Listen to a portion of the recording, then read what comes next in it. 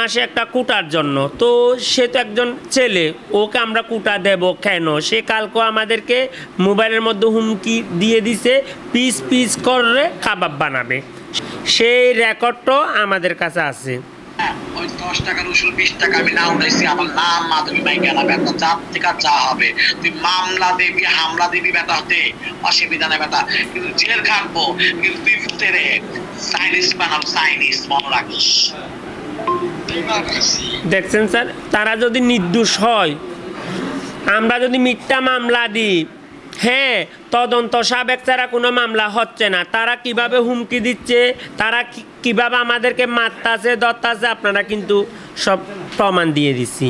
দেখ, আমাদেরকে মামলার হুমকি দিচ্ছে, আমাদেরকে বাসায় থাকতে দিচ্ছে না, আমাদেরকে ছেলেদেরকে পিছে লেলিয়ে দিচ্ছে, রাতের বেলা ঘরে থাকতে পারছি না, টাকা কালেকশন করতে যেতে পারতেছি না, রাস্তাতে অর্ধেক রাস্তায় ছেলেরা নিয়ে মেয়ে মতো আমাদের থেকে টাকাগুলা ঝাপটা মেরে নিয়ে চলে আসতেছে, জিজ্ঞেস করতেছে যে ফাল্গুনির দলের হবা না হবা না, আলীর দলের হবা না হবা না।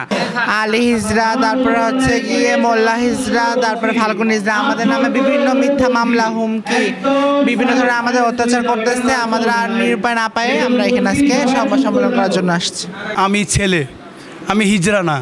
তো অত্র বাকলিয়া রাজাখালী এলাকায় অধীনস্থ বাকলিয়া থানাধীন চাকতে এলাকার বাসিন্দা আপনারা অত্র সাংবাদিকবৃন্দ, মিডিয়াবৃন্দ এবং প্রশাসনের কাছে অনুরোধ করছি, আপনারা আমার এলাকায় গিয়ে আমি কি আসল হিজরা নাকি নকল হিজরা সেটা আমি প্রশাসনের কাছে আর সাংবাদিকবৃন্দের কাছে দৃষ্টি আকর্ষণ করে বলছি।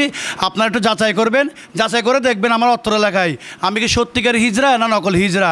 আর ওরা, এই যে আলী, ও বিবাহিত, এই যে মোল্লা, এই যেখানে পোস্টারে দেওয়া আছে এক কোনায় আলী, মোল্লা এবং ফাল্গুনি, ওরা তিনজন বিবাহিত। আর ফাল্গুনির কথা বলবো, ফাল্গুনি আমাকে ছেলে ছেলে বলছে, সে ফাল্গুনি হিজরা, ও নিজেই একজন বিবাহিত পুরুষও। ও কোদালিয়া থানা নগরকান্দা গ্রাম এবং ফরিদপুর জেলার। আমি অত্র সাংবাদিকবৃন্দকে যাচাই করে দেখতে বলবো ওই থানার অধীনে ওর বউ বাচ্চা, এই যে ও সংসার করতেছে, এগুলো সব আপনারা বের করতে পারবেন। ওরা আমাদেরকে একটা অপবাদ দিয়েছে আমরা মিথ্যে মামলা দিচ্ছি। মামলা কখনো তদন্ত সাপেক্ষ ছাড়া মামলা হয় না। ওরা কোথায় কোথায় আমাদের প্রতিনিধিদেরকে হামলা করেছে, কোথায় কোথায় আমার মেয়েদেরকে মেরেছে, সব প্রমাণ সাপেক্ষেই মামলা হয়েছে। আইন তার নিজের গতিতে চলে, আইন কারো কথাতে চলে না, আইন কারো মানে শেখানো পড়ানো আইন না, আইন নিজের গতিতেই চলবে। সেই মিথ্যে অপবাদ দেওয়ার কোনো মানেই হয় না। ওরা চাচ্ছে কি আমরা কি দেশের একটা অংশ না? আমরা কি এই দেশের বাইরের?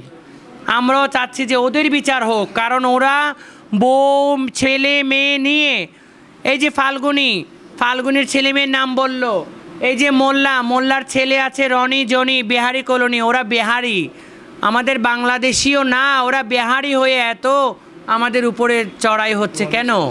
তারপরে এই যে আলীর ছেলের নাম বাপ্পি, এদের ছেলে মেয়ে থেকে ওরা কীভাবে হিজড়া সাজে, আমরা সেটাই জিজ্ঞেস করতে চাচ্ছি প্রশাসনের কাছে।